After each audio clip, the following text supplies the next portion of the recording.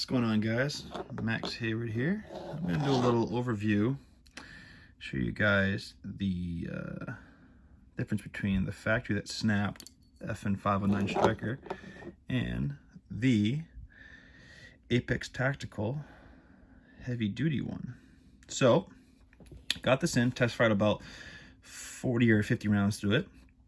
And I will say that it actually made my trigger feel a little bit better and a little smoother. I'm still breaking, and you can see that's still kind of polishing itself out there. But this striker is just so much more well built, you know, being heat treated, hardened stainless steel, you know, machine instead of casted MIM like this thing. It's just like the fact that FN didn't do this from the factory and they're having issues and still haven't corrected it. I mean, it's really a shame, and it's kind of embarrassing in my opinion. You know, you have an issue, fix it. You know, the people that depend on these things for their lives when they carry them or on duty or whatever, you know. And this is just, you know, this is pathetic. This right here is just pathetic. I just don't, you know, to release pistols with this and not fix it. You know, I call them and they say, you know, oh, we have no widespread issue. I mean, there's pretty widespread issue from what I've seen. You know, so if you're gonna buy one of these guns in general, you need to be just ordering one of these right off the bat. It's just you know, you need to have something like this in there. So the only thing I had with this was I had some after looking at my brass, I noticed some primer drag. So I also wanted to address primer drag a little bit after this. I'll take a more look, show you the difference here. This, you know, this being skeletonized, and look how much more material is all around this. You know, it's just crazy, and it's about 2 times as heavy weight wise, almost, I guess, you know, maybe like 1.75 times the weight. But I haven't seen any issues with light primer, you know, strikes because it's heavier. I just was wondering if it was, you know, gonna have, because it has the return spring when it strikes, has a return spring that sits up the front here.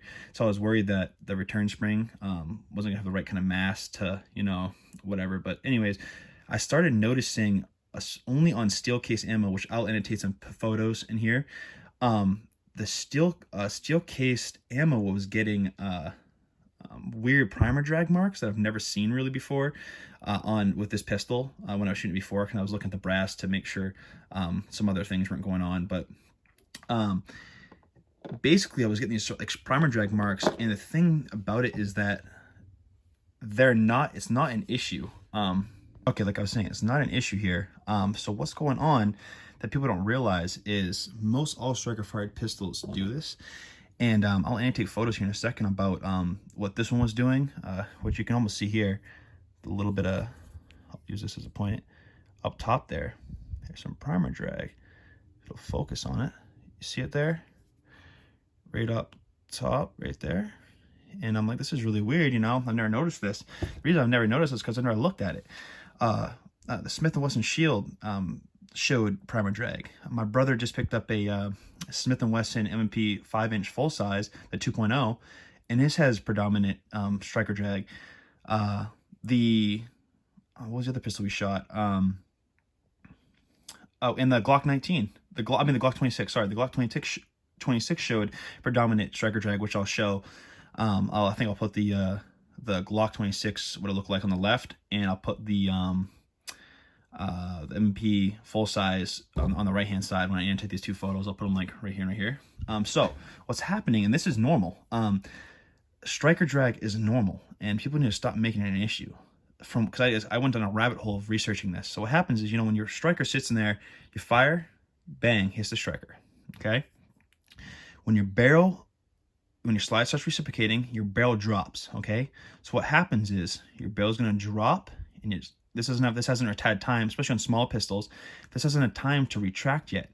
So in all, you know, an ideal world, you go bang, it would come back, barrel would drop, slide would come back, you know, round would get ejected, pop, good to go. What's actually happening is this is striking here, bang, hitting it. The barrel is dropping before it has time to retract. So what's happening is it's kind of dragging up like that. You're hitting, barrel drops down, it drags up like that, you get the little striker mark, then, you know, the slide comes back, shoots a round out.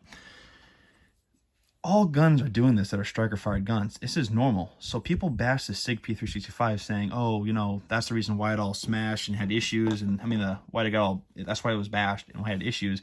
And how, like, people are saying, all the strikers were getting broken because of that. No, the primer drag was not causing strikers to break. Pretty much every striker fired pistol has primer drag.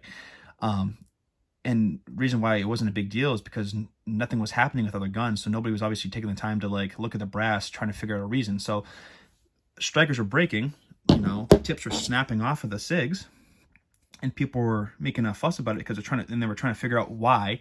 So they saw these weird little marks on the brass that nobody else really ever paid attention to because it's not an issue, and they had to come up with a reason why it was snapping. So they decided to, you know, pick primer drag as the reason, and that's not the reason why it broke.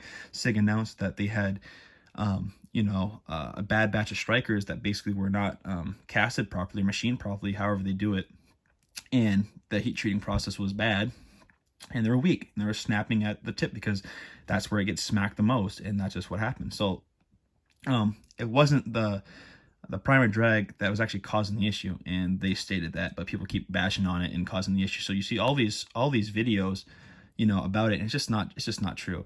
But just looking at the weakness of this thing, sorry to change topics here, but I was just kind of pinching that. Look at all that flex. It's just, this is so cheesy. So cheesy. Apex, man, thank you for making something that actually works here. I don't know. It's just cheesy right here. Pathetic. Bad quality. FN, fix your stuff. It's ridiculous. Apex can continue making good stuff. But that's my little rant. That's just going to show you guys update on this. It's been 100% so far. I haven't shot a ton of rounds through it, but I just don't see this thing snapping. You know, get a little Apex symbol there. So yeah, yeah, I guess it's pretty good. But thanks guys for watching, and please like, share, subscribe.